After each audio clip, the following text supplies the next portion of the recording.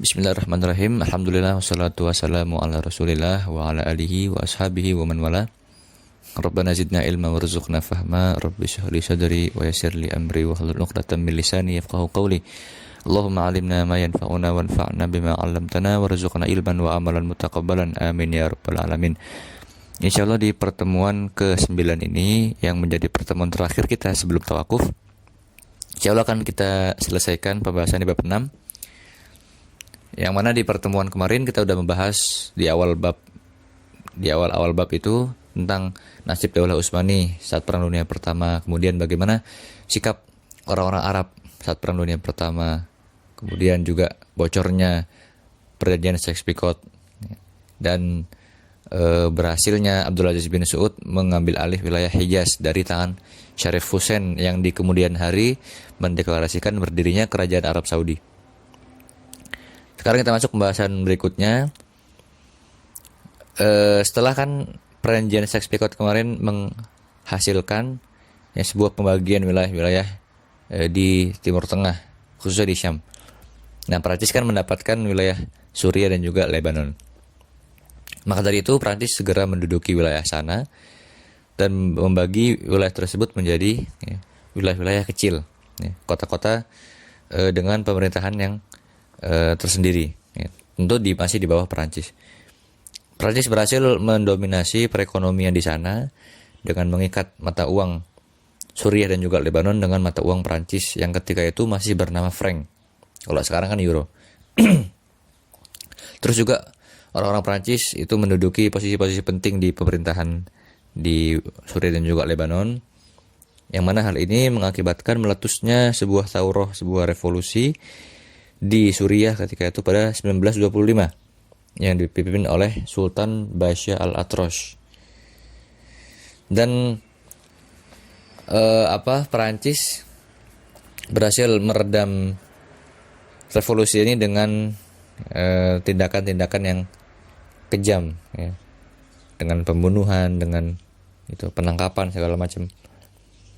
Namun dengan adanya thawrah ini berhasil membuat Perancis itu mengubah pola politiknya. Kemudian akhirnya bersepakat dengan Suriah dan juga Lebanon, dengan Suriah untuk mendirikan sebuah Jam'iyah Ta'sisiyah, sebuah majelis konstitusi yang nanti akan mendirikan Republik Suriah. Nah, rakyat Suriah kan sangat ingin itu bersikeras untuk mendirikan sebuah negara Suriah yang merdeka, yang independen. Adapun Perancis itu masih ingin tetap memiliki kuasa penuh menjadi tangan tertinggi di wilayah Suriah. Walaupun nanti dibentuk hukumah, dibentuk negara, pokoknya Perancis ingin tetap masih di bawah kendali mereka. Nah, sampailah pada sekitar tahun 1930-an, di mana dunia ketika itu sudah diselimuti oleh kabut Perang Dunia Kedua. Perang Dunia Kedua akan segera udah tercium baunya. Nah, akhirnya mau gak mau Perancis bersiap dong dengan Perang Dunia Kedua, sehingga mengendorkan sabuknya gitu di Suriah, sehingga sampailah Perancis orang Perancis yang di Suriah sampailah kesepakatan dengan Suriah dan juga Lebanon untuk membentuk sebuah masyru' muahadah, rancangan perjanjian 1936 yang mengandung dibolehkannya atau diberikannya kemampuan kepada Suriah dan juga Lebanon untuk menentukan misi-misi atau tujuan-tujuan politik dan militer serta ekonomi dan juga sosial sendiri gitu. Nah, hanya saja hukumah Perancis yang di Paris ya itu menolaknya. Ya, karena mau nggak mau kan ikut yang pusat itu. Ya udah, setelah itu akhirnya Perancis yang di Suriah juga Lebanon kembali lagi eh, menguasai wilayah tersebut ya, dan menelantarkan dustur dan juga ya menjadi otoriter ya di wilayah Suriah juga Lebanon. Bahkan yang lebih parahnya lagi, Perancis itu memisahkan wilayah Iskandrunah atau wilayah Alexandretta dari Suriah. Sampai kemudian diambil alih oleh Turki. Yang sampai sekarang pun itu menjadi wilayah Turki. Padahal kalau secara geografis itu masuk wilayah Suriah gitu. Nah, kemudian saat Perang Dunia Kedua meletus, Perancis menjadikan Suriah dan Lebanon sebagai pendorong ya, roda perang ya, untuk maslahat Perancis. Namun hanya saja Perancis ya di awal Perang Dunia Kedua itu segera tumbang di hadapan Jerman. Dan Marshal Philippe Pétain itu pun mengadakan hudnah gencatan senjata dengan Jerman, yang kemudian pemerintahannya itu disebut setelah itu sebagai Hukumah Vichy ya, pemerintahan Vichy. Vichy itu salah satu kota di Perancis ya. Dan dikenal dengan keberpihakannya, kecenderungannya kepada Jerman. Nah, di sisi lain ya, Jenderal Francis de Gaulle ya, itu juga salah satu jenderal Perancis, itu menolak kekalahan melawan Jerman dan terus ingin melanjutkan perlawanan terhadap Jerman. Kemudian dikenallah pemerintahannya dengan pemerintahan Perancis Merdeka yang ia pimpin dari Inggris. Jadi Perancis ketika awal Perang Dunia Pertama itu sempat terbagi. Di tahun 1940 sampai 1944 itu terbagi gitu. Wilayah Perancis Utara itu di bawah kendali Jerman, yang Perancis Selatannya itu di bawah ini pemerintahan Vichy. Adapun tadi de Gaulle itu ketika 4 tahun masa itu berada di Inggris ya. Karena nggak ada tempat lagi di Perancis gitu. Tapi tetap ingin ya, mendorong ya, rakyat Perancis untuk terus mengadakan perlawanan gitu.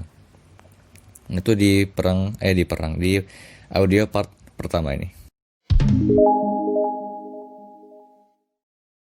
Nah, akhirnya setelah mengetahui adanya pemisahan pemerintahan di Perancis antara pemerintahan Vichy dengan pemerintahan de Gaulle, akhirnya orang-orang Perancis di Suriah dan juga Lebanon itu menyatakan loyalitasnya kepada ya, hukumahnya Vichy.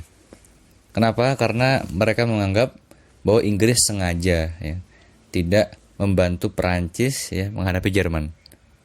Dan juga mereka menyangka bahwa Inggris ingin agar Perancis meninggalkan wilayah-wilayah koloninya dan juga bisa diambil oleh Inggris. Akhirnya orang di Perancis itu orang Perancis yang di Suriah dan juga Lebanon itu lebih mendukung pemerintahan Vichy yang pro Jerman gitu ya. Nah, akhirnya mau nggak mau Inggris pun ya mendukung pemerintahan Perancis yang merdeka untuk menguasai wilayah Suriah dan juga Lebanon. Nah, kemudian ya di saat yang sama ya Jerman itu menyiapkan diri untuk menyambut ya, seruan revolusi di Irak yang di bawah kendali Rashid Ali Al-Gailani. Oleh karena itu akhirnya Inggris bersegera untuk lebih dulu menguasai wilayah Suriah dan juga Lebanon, yang mana akhirnya berhasil karena orang-orang Prancis di sana merasa tidak sanggup gitu melawan Inggris ya. Dan mereka tidak bisa juga harus melawan saudara Prancis mereka sendiri walaupun dari istilahnya dari pandangan politik yang berbeda gitu. Akhirnya setelah itu Suriah dan juga Lebanon itu berada di bawah kendali Inggris ya. Dan di sini ya di Suriah dan juga Lebanon ini Inggris menghormati ya menghormati keinginan rakyat Suriah dan Lebanon untuk merdeka. Bahkan membantu juga untuk menggulingkan pemerintahan Perancis yang di sana. Dan juga membantu tahap-tahapan untuk bisa menyatakan kemerdekaannya. Kemudian akhirnya rakyat pun menuntut kemerdekaan sampai akhirnya Perancis pun mengulur ya di hadapan tekanan publik tersebut. Akhirnya diadakanlah Majelis Niabi pada 1943 dan terpilihlah Syukri Al-Quwatli sebagai presiden ya pertama Republik Suriah. Nah, pada 1945 Perancis akhirnya tersingkap ya tujuan atau niat politik penjajahannya yang sebelum itu. Ketika mengumumkan ingin menguasai wilayah Suriah, akhirnya orang-orang Suriah pun segera menghujani ya, atau menghancurkan gitu ya, pangkalan-pangkalan militer dan juga tank-tank Perancis ya. Akhirnya seluruh negara-negara Arab pun mendukung kemerdekaan Suriah ya, sebagaimana Inggris dan Amerika juga sama ya, berada di pihak gerakan patriotis ya. Akhirnya Prancis pun bisa atau berhasil angkat kaki dari Suriah pada 1946. Dan hal yang sama terjadi di Lebanon ya. Yaitu ketika Bishar al-Khoury memenangkan pemilu ya pada 1943. Kemudian Riyad Sulh yang mendirikan atau membentuk sebuah parlemen. Nah, kemudian Prancis menangkap kedua orang ini dan diasingkan ke Rosia, salah satu desa di Suriah di Lebanon ketika itu. Nah, akhirnya rakyat Lebanon pun menuntut untuk dikembalikan dua orang tersebut ya. Dan ini juga pun didukung oleh Inggris dan juga Amerika yang akhirnya mendesak Perancis untuk melepaskan ya dua orang tersebut yang awal ditangkap. Akhirnya kembalilah pemerintahan ke tangan para patriotis ya rakyat Lebanon dan berhasil mengusir Perancis secara keseluruhan pada Desember 1946. Dan Lebanon ini sistem pemerintahannya sedikit berbeda ya dibanding wilayah lain, yang mana lebih identik dengan corak ya. Di sini disebutkan al-uslub al-Ta'ifi atau bahasa ininya ya, bahasa politiknya tuh konfesionalisme. Yaitu adanya heterogen ya dalam pemerintahan, di mana yang menjadi orang-orang pertama ya di Lebanon itu harus dari sekte-sekte yang berbeda. Kalau presiden dari kalangan Kristen Maronit ya. Terus perdana menteri dari kalangan Sunni, terus ketua parlemen dari Syiah, dan wakil parlemennya jadi perdana menteri dari Masehi, dari orang Nasrani. Yang mana hal itu membuat Lebanon tidak bisa merasakan ya homogenasi ya pemerintahan gitu. Jadi bahkan sampai sekarang pun juga seperti itu. Jadi yang pemerintah tuh dari sektor yang berbeda-beda. Karena memang Lebanon itu kalau kita kembali ke sejarah itu merupakan tempat pertama atau destinasi pertama misionaris ya dari Eropa gitu. Jadi paham pluralisme itu yang paling pertama-tama itu berada di Lebanon ya, di Beirut. Jadi wajar saja kalau misalnya setelah itu ya pemerintahannya pun juga bercorak seperti itu. Namun hal ini tidak serta-merta menghasilkan atau memberikan hasil keadaan yang baik gitu. Makanya kalau ngikutin berita-berita ya, beberapa bulan lalu itu ada terjadi revolusi besar-besaran di Lebanon gitu. Jadi memang keberagaman ini tidak serta-merta menjamin gitu loh kesejahteraan bahkan kesatuan rakyatnya gitu. Ada faktor lain ya. Yang itu nggak mungkin dibahas di sini. Oke, itu kurang lebih di audio yang kedua ini.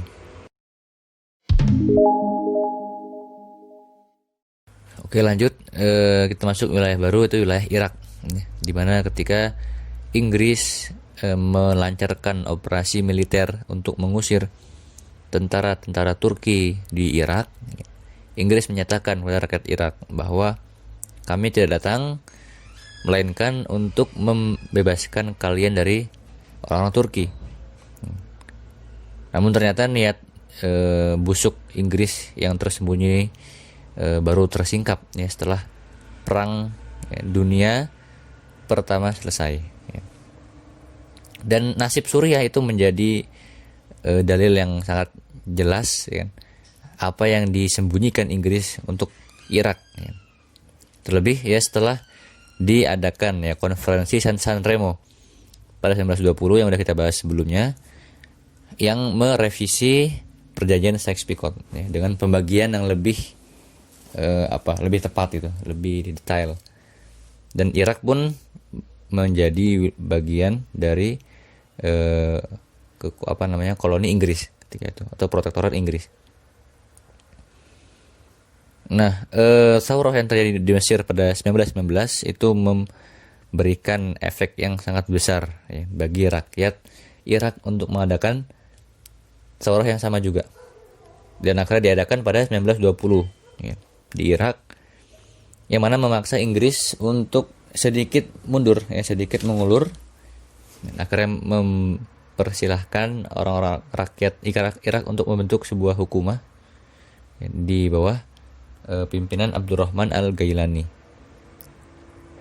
Dan hukuman tersebut ya memuluskan jalan ya, naiknya ya Faisal ya, anak si Husain itu yang memimpin revolusi Arab ya, itu akhirnya ke Suriah gitu, dan diangkat sebagai raja Irak ketika itu ya, tentu atas restu dari Inggris ya. Dan Inggris tetap menjadi pemegang kekuasaan tertinggi di sana ya. Di saat yang sama ya gerakan patriotis ya berpegang teguh ya untuk terus memperjuangkan kemerdekaannya. Jadi ya kerajaan Irak ini ada ya, walaupun kerajaan ini sebenarnya berada di bawah kendali Inggris ya. Orang raja pertama aja Faisal, tahu kan Faisal gimana? Nah, kemudian di halaman 111 ya, itu ada perjanjian Muahadah 1930. Nah, langkah-langkah pertama gerakan patriotis di Irak adalah untuk membebaskan Irak dari protektorat Inggris ya, dengan mengadakan perjanjian 1922, tapi tetap memberikan Inggris tangan tertinggi di Irak ya, sampailah kemudian disepakati ya perjanjian 1930 yang isinya 3 hal. Pertama, kemerdekaan Suriah yang berawal dengan harus masuknya Irak ke dalam Liga Bangsa-Bangsa.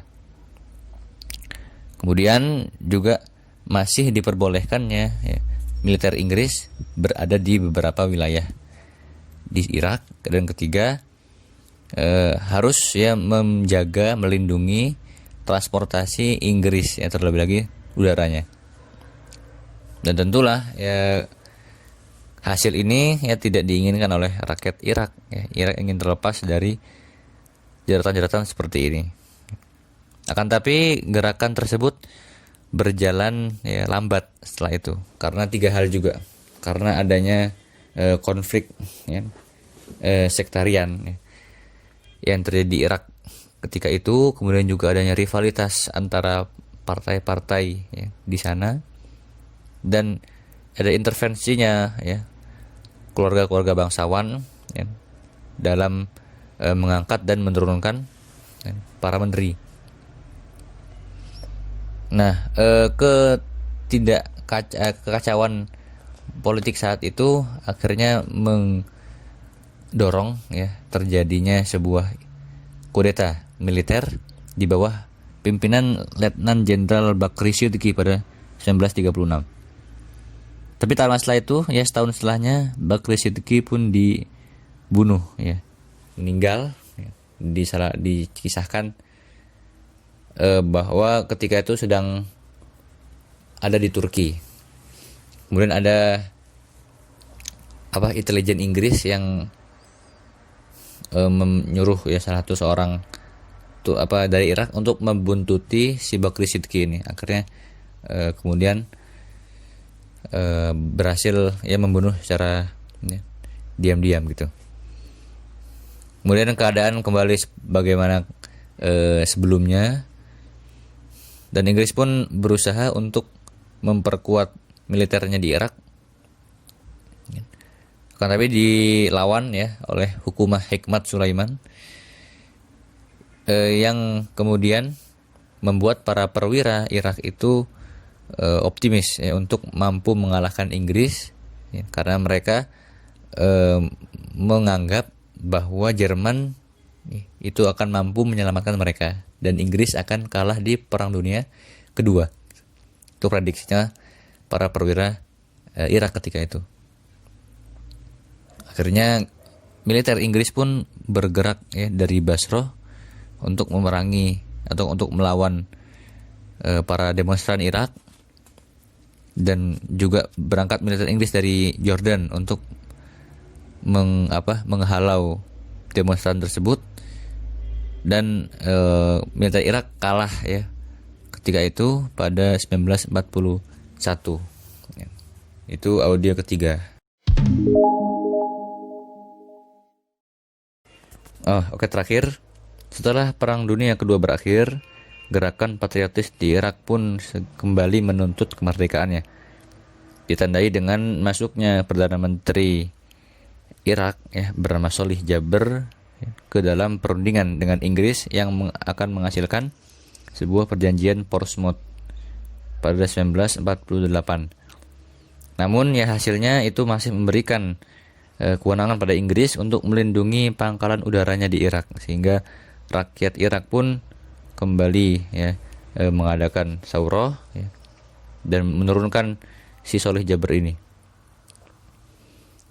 Nah, kemudian setelah itu ya putra mahkota Irak ya, yaitu anaknya Faisal I dan Nuri Said ya, salah satu politisi di Irak ketika itu mampu menghadapi kondisi saat itu, dan mereka meyakini bahwa mengadakan kesepahaman dengan Inggris itu lebih membuahkan hasil ya, dibanding kita mengadakan saurah kepada Inggris ya.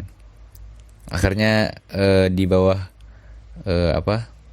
dua orang tersebut ya, Irak pun bergabung ke dalam Fakta Baghdad ya, pada 1955 bersama dengan Inggris, Iran, Pakistan, dan Turki.